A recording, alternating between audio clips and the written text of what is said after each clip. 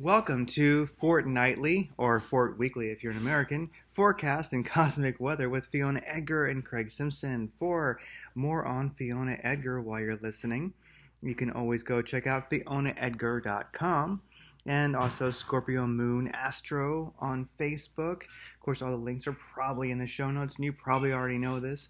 I'm Craig Simpson again. That's just go to RadiantCraters.com. You'll find all the info on Radiant Craters there. So, here we are. We made it. A slightly later show than usual this week because, well, the forces of evil are always fighting us, but we are triumphant once again. It is, what is the day today? It's Sunday, August 23rd, and we're going to go over the Fortnightly Astrology for the next 2 weeks. Fiona, how are you doing? Glad you are here. Yes, I'm doing pretty well. Thanks, Craig. So, the big news is that we started Virgo season. We have left Leo season, which is my favorite season of the whole year. So, we've got into Virgo. Virgo is going to or the sun is going to transit through Virgo until the 22nd of September. Virgo is a mutable earth sign. The energy of this transit helps us to become more organized. We start to think about making dietary changes, working on our fitness levels, and making changes to ensure that our good health and vitality continues into the darker months of the year. So, this is a good time to start a new diet, um, go on a fast if that's your thing. I like to do like little juice fasts here and there. And actually, when the sun is transiting through the mutable signs, that's the ideal time to do it. It's sort of like a cleanse until just before we enter a new season. So obviously check with your doctor and all of that stuff. I'm not a doctor, blah blah blah. Uh, okay, so the next aspects that we have are tomorrow. We have Mars is in square to Saturn. When this aspect occurs, it's very hard to get anything done. So if you have a big pile of work that you need to get done this week, tomorrow is not a good day to do it because you just won't be able to feel motivated. Your energy is going to be blocked. This aspect usually manifests as some kind of energetic block. So if you can tomorrow, be easy on yourself, take a day off if you can, and leave like hard tasks for another day. The next couple of aspects that we have are on the 25th.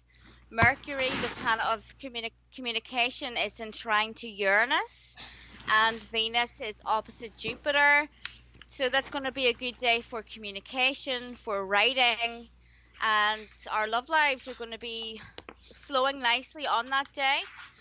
On the 27th, Venus is in trine to Neptune, and the Venus is the goddess of love, and Neptune is the planet of compassion, spirituality. So, our Craig, just to let you know, I can hear you. Like, there's a Oh, lot of. Oh yeah, oh, there's a lot. let me actually mute myself. Here you go. I will mute now. Okay. Okay.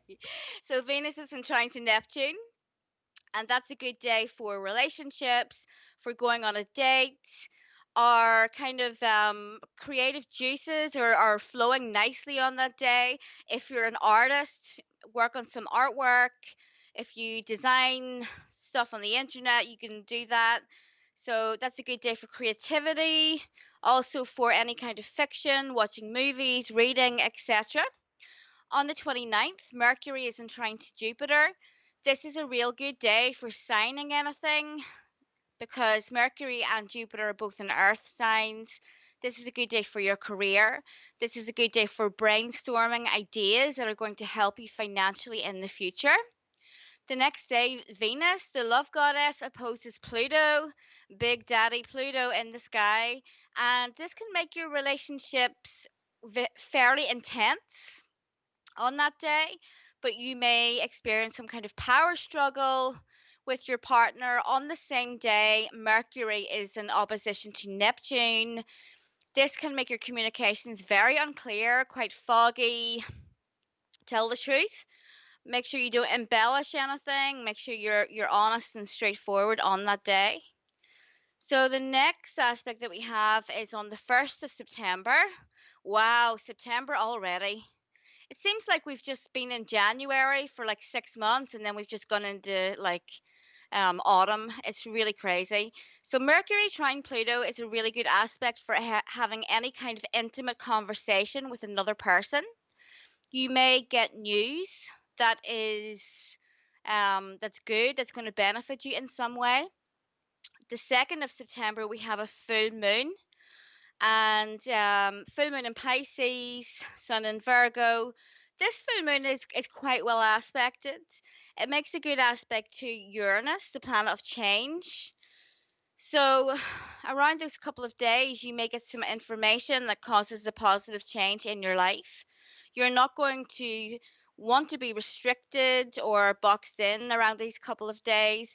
Venus is actually making a bit of a difficult aspect in this chart, in the full moon chart with Mars. So for the next couple of weeks, your relationship is maybe a bit stressful, but it's not the worst moon. It's pretty good. It's a very good moon for spirituality, for magic, for any kind of occult sciences.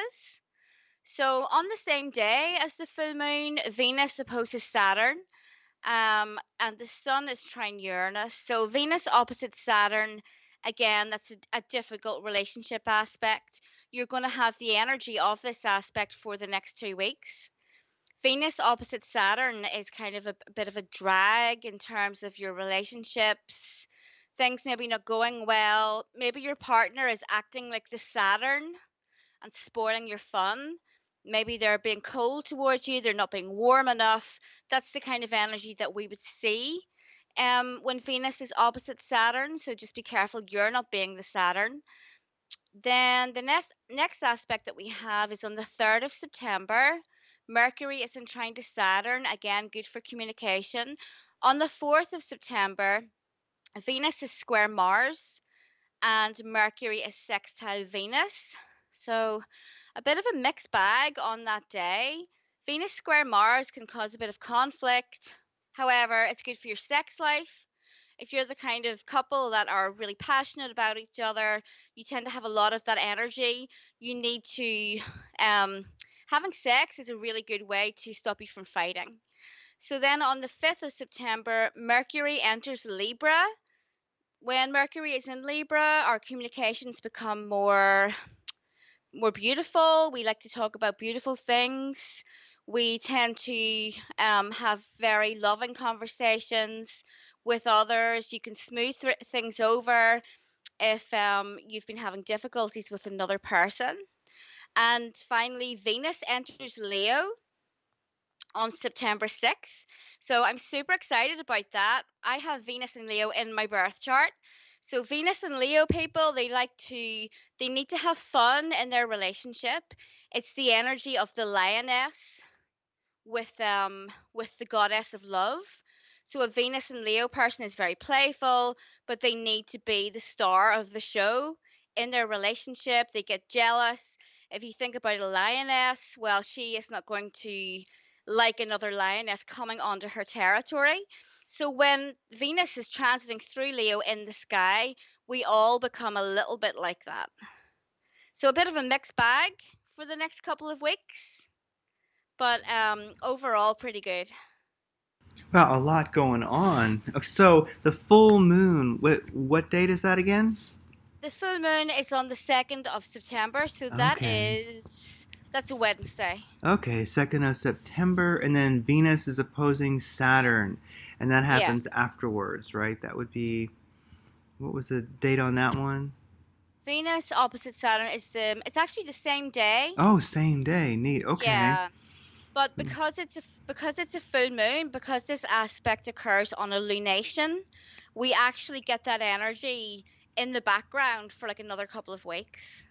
All right. Well, this is gonna be an interesting couple weeks. So definitely, people who are Yeah. who are in relationships, as always, just be good and behave yourselves. And Venus opposing Saturn. It's interesting. That's a that can be challenging, of course, for the relationships. But you know, also we have so much interesting Saturn stuff going on right now. Um, the As we all saw, the square, the BLM square that people were putting on all their social media a few weeks ago. You know, a lot of people recognize that it's kind of a Saturnian symbol Mhm. that people were unaware and they were using. And Masaki, someone who's kind of a friend of the show, he actually did a presentation recently on the podcast Night Flight, and he talked about we're under this real Saturnian energy. He has a unique way of seeing things, but you know, while he was mentioning that, I actually looked at one of the many videos of people causing mischief here in our country right now, and the Antifa BLM crew were out there marching as they tend to do and breaking stuff. Well, they were actually flying. Somebody was flying a totally black flag with nothing Oh on no. it. The ultimately the black sun. You know, so around this full moon, um, and Venus opposing Saturn, just interesting. You know, anything that gets Saturn sparky in the next fortnight is something to think about because it does seem that we're in kind of a transition period, and for gosh the planet, and it's interesting to see Saturn come in and play a role, especially with Venus. So everybody, be good. Make it to the 4th of September when Venus squares Mars, and then we have that beautiful Mercury entering Libra, and Mhm. Venus enters Leo. It's a great time, so just make it to the end of the month. It won't make it to the end of the fortnight, and then have sex. There you go, everybody. you know, be good. Well, so the world's pretty crazy, as far as cosmic energy. Oh, you know what? Let's do some cards. Okay. And then we can talk about the cosmic weather. And, this is some, I have to admit, I took notes while you were talking about the stars. I think we're going to have an interesting fortnight. There's going to be some stuff going on. Wow. Yeah. Okay, so yeah, the cards this week. So I got the Seven of Pentacles, the Ace of Pentacles, and the High Priestess. The Seven of Pentacles is usually about sort of boredom, maybe feeling quite stagnant in a job or being stuck in terms of earning money, or like a period where not much is happening for you. There's not a lot of excitement. You're feeling kind of like everything's monotonous. You want some excitement in your life. It can also be about needing a kind of a boost to your finances, which we see here actually in the Ace of Pentacles. So these two cards together, and then along with the High Priestess, there are a couple of different scenarios that this could be representing. So the first thing that I see is someone that is bored, so they're bored with their job. They're not getting the opportunity to be creative. They actually have all of these skills, all of these gifts that are really fantastic, and a lot of people would be really blown away by them, but they don't have this opportunity to kind of showcase their talents just yet. The High Priestess says that it's coming, but for whatever reason that person is not allowed to know about that yet, probably because Big Daddy Saturn is like teaching them some lessons right now to do with to do with patience and discipline. So if that probably maybe someone out there in the audience, if that resonates with you, leave us a comment. So yeah, boredom within the job, but money is coming. A change is actually coming here with these cards, and it's going to be a change for the better. It could be someone like me that is good at astrology, good at tarot. They have all of these like high priestess, mystical kind of talents, but for one reason or another, they're like working in an office or doing something where they're not able to express this side of themselves. But it is coming. It's probably coming next year when the astrology starts to improve a little bit, because this year has been all about reviewing, because we have had all the retrogrades, Venus and Mars retrogrades. Saturn has been dominating everything, so it hasn't really been the best year to start a new career. So all of the good stuff is coming. It's just going to take a little while. Yes, the Saturnian energy. Saturn always tends to freeze things, slow things up. You know what I mean? Like there'll be a river flowing, but then in the winter in Saturn, it freezes. And then, of course, it starts to crack and rumble, and then it starts to flow again. So, I always thought it was funny where um, a lot of people well, especially up in Canada, and then, of course, here where we have rivers freeze. One thing to think about I've always liked when it comes to Saturn is how, yeah, the river's frozen and it's cold and life gets harder, but you can actually travel easier. It's a weird thing, but usually a river is something you have to canoe across or swim across or make a bridge across. But in the winter when it's frozen, you can just walk across it. And so, anyway, I'm not sure where that came from, but I just thought of that. So anyway, um, so those are great cards. I like it. I mean, I have to admit, it kind of sounds like what I'm doing right now. I'm not bored, but I've been working on a lot of projects for quite a while that are starting to slowly come to fruition. And so, it's about Hmm. time we get some payback on that. Well, you know, there's a lot of things that it's like the show, Radiant Creators, for instance. We've been doing it for like 3 years, and gosh, there's this huge amount of interviews that we've done, and really, it's never made a dime, and we didn't never really intended it to, but it does look like that is beginning to change. But we'll start to see a little bit of revenue from it. So, and that's Hmm. good because I mean, a lot of effort's been poured into it, and it keeps getting better. We have some interviews next week that are just phenomenal coming up, and so it's I'm certainly not complaining at all. It's just that without the intent of it necessarily ever making money, it probably will start to make a bit, and that would just be good because the investment in time that is put into it is pretty damn substantial. I'm not going to kid you, although I do enjoy Yeah. it, but I wouldn't mind a little money. It wouldn't bother me. Um, I can't. I Yeah, wouldn't complain. Hmm. I get what you're saying completely because I'm fully self-employed, and I'm an astrologer. So it took me like a good couple of years to get, to really start making enough money to live on. And when anyone starts any kind of creative project, there are going to be like a couple of years of a lot of work, but very little financial reward. So that's just something that anyone who is considering a career, doing something similar, they have to realize that. Yeah, for sure. And that's the great thing about being self-employed, which can mean a lot of things, of course. But in being self-employed, I always recommend to people like make sure it's something that you like to do, that you would enjoy doing, even if you didn't make money, because you probably won't for a while. Yeah. you know, just so you're not, because if it's drudgery from the start, that it's like when a jet's trying to take off, it gets going, and it wings start to tilt up, and then it takes off and it gets moving. You know, Hmm. that time on the runway before it starts flying could just be, it's almost like if it's a struggle and not fun before you're making money, then it probably won't be when you start either. You know what I mean? So Yeah. yeah, it's important to hopefully create some kind of a something that is following your bliss to some extent, so that and that beautiful saying, what you don't do when it's hard, you won't do when it's easy. So, Hmm. well, there you go. You know what I mean? So it all kind of works. Yeah.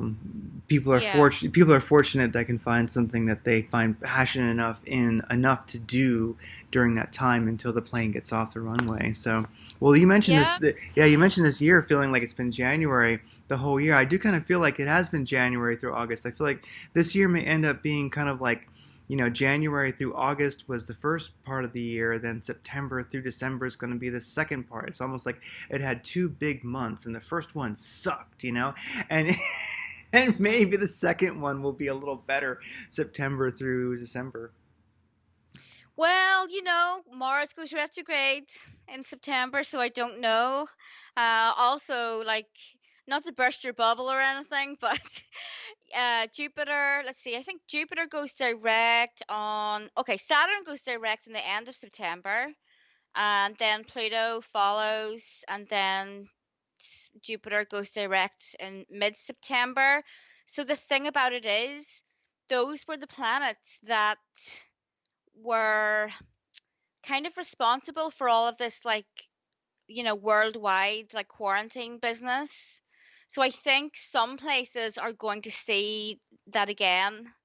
Like, obviously, not everywhere in the world is going to be the same, but yeah, when those go forward again, we're going to see more discipline, more government, more power, more restrictions. And then we have that Jupiter Saturn conjunction, which is quite rare. We have that at the end of the year, and it's in Aquarius. That's all about social distancing. You know, it doesn't get more Saturn in Aquarius than social distancing, because it's all about being, kind of a bit isolated from your friends and the people that you spend time with, and, all of that. So we need to kind of prepare ourselves that it's going to be a bit challenging. But to go back with to the conversation that we just had about being self-employed, I think that I wish that more people would take that chance to become self employed. We're all born with unique gifts and skills. If you don't know what yours are and you think that you're just kind of doomed to work in an office for the rest of your life, there's nothing wrong with that. But some people are really unhappy working in an office, but they don't know what they would be good at. Book a chart reading with me, because all of those hidden talents and skills and life path stuff is in your chart. Oh yeah, I would definitely recommend that because, um, yeah, like you say, we do have those unique gifts, and a lot of times people will just say, "I don't know how to start. I don't know what I like." And if you think about many people's lives, their emotions, their personal interests, what they might like to do, what it isn't. It's almost like a novelty or an extravagance that many people just haven't allowed themselves or didn't have in life. So I mean, people oftentimes just when they're young, they figure out oftentimes through pressure from their society, economic pressure, their parents, their grandparents. They kind of they fit themselves into some kind of a path, some kind of a track, and they go, okay, thank heavens, I kind of made it. I can make money. Maybe they enjoy it, maybe they don't, but really, then there's the social pressure to have families and things like that, and it seems like gosh, by like the mid 20s, so many people are just turned off and they're just kind of like a train stuck on railroad tracks going in a circle, and they just hope that they check out early. They don't live very long. Yeah. Not to make it sound too wonderful, but it's sad. But I can't think of how many guys I've known, being a guy, being part of the guy team, um, who they got their families off the ground, their kids were old enough to sort of take care of themselves, and they would check out with cancer at 50, Mm, yeah. because it's just why be alive? They didn't have a point to be, Yeah. it was just why every morning they just drug themselves out of bed and did it again, and they lived their life watching hopefully their families be happy possibly, but then they were like, I'm out of here because this sucks. um, and it's true. So I would definitely book a reading, a chart with Fiona, and find if maybe you already know you have some ideas, you want to know how to approach them, or maybe you have no idea. Really, yeah, looking deep into that chart can definitely kind of just give you, if nothing else, a compass. Like you can set your heading on 33 degrees or something like that, and just go in that direction because once you get on that bliss path, once there's something there, it can even make that fluorescent blast furnace office job bearable, because basically rather than working for them, you're seeing how much you can do, possibly do without getting fired, and then like working on your side project while you're there. it, Yeah. it can really breathe life back into existence. Mm. Yeah, absolutely. I think that's some really solid advice. I mean, the deep state or the empire, whatever you want to call them, they don't want you to be creative. They don't want you to be happy and self-sufficient. So the best active rebellion that you can perform against that is to become self-employed, be really creative, because it's something that the deep state don't have. Also become self-sufficient, get a tiny patch of land, even if you only have a tiny garden. uh, Plant some food so you have your own veggies and fruits to live off, and you don't have to keep going to the store all the time. Those are the some of the best things that you can do for yourself. And those desires, they will start pulling you to the future because, like over here at Radiant Creator Studios, we don't have it all figured out yet either. There's still, we're still on that path. We'd love to have a kind of ranch, some land with, some with a barn or a house on it, and or both, or just nothing, and then start building those. And then of course you get into, well, where is it going to be? You kind of want it within reach so you can start building on weekends. And then of course, well, you need more money for that. But you know what? When you have like those desires that really are coming from your soul, that are coming from your tribe, it's like it just starts motivating you rather than being run down going, oh, I can't do it, oh, how are we going to do that? You just start getting like blissfully pissed off and going grr. It just gives you that grr. There was a great hunter I know. It was a great hunter I know, and and asking him, how come some people are good, and some people are not? And he said it's tenacity and it's grr. And it will give you that tenacity and that grr because you'll say, I want that ranch, and I see it and I feel it. I got my goats and my alpacas, and I got my chickens and my rabbits, and I'm growing stuff, and you just start going, I'm going to have it, damn it. And it changes. So really, I'm all about, it's a great show we're doing today. It's like people, they feel that energy, do it, because we're still in the struggle. We're in the midst of it, but it's a hopeful struggle, and there's a determination that, we will have what we want. And beyond just for those personal reasons, you realize that you're connected to something bigger. You're really kind of merging with your tribe, and you really are creating that parallel reality, that parallel society that our friend Thomas Sheridan talks about. Mm-hmm. You were called. You're following the call. Yeah. Yeah. Well, along with all of that, there is nothing more powerful than the alive, and from that aliveness, that creative individual.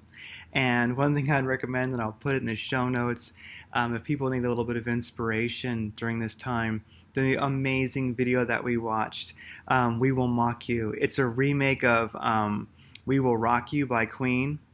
And you saw it today, right, Fiona? Yeah, that was hilarious. I And loved I'm, it.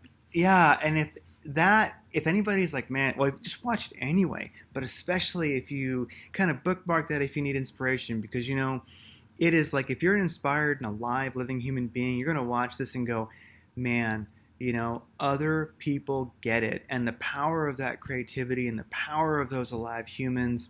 I don't know. I think for the first time seeing that, and then just the way I've been feeling this past week or so, I don't know, the tides may turn. Humanity's not completely made of sheeps and stuff like that. Not everybody's an orc.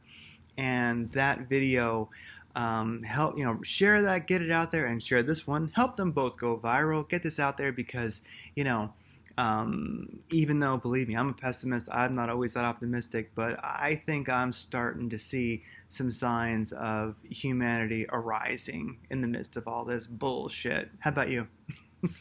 Oh yeah, for sure. For sure. I mean, they made the mask thing like mandatory here in Northern Ireland, but there's still like loads of people not wearing them. They're not wearing them in stores. So that was good to see. And I have a compromised immune system, but I don't expect everyone to like wear masks for me and, like give up their freedom for me. It's ridiculous.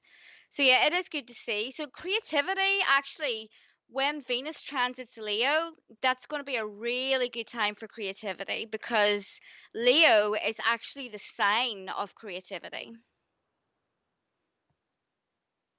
Yeah, and so that will be September 6th, right? Venus enters Leo. Venus enters Leo on, yeah, Yeah, September 6th, yeah. yeah. So we're coming up to that. So yeah, so you know what? Like, this is a great time with this full moon on the second, and Venus opposing Saturn, making relationships difficult. Well, while relationships are difficult and Saturn's, playing games, just break open those big books, get wise, do your creativity, and let it just unleash on the world on the 6th. Just get crazy. So, I'm feeling optimistic, and let's get this, um, let's keep rocking throughout this fortnight, and then the tribe will regroup and we'll see what the stars tell us for the next fortnight. Yeah. Yeah, let's Yeah. do that. All right. Is there anything else? No, I think that's it. All right. Just keep on being creative and positive and happy, and just don't let the bastards win. Yeah, F them. They've won enough. Damn it.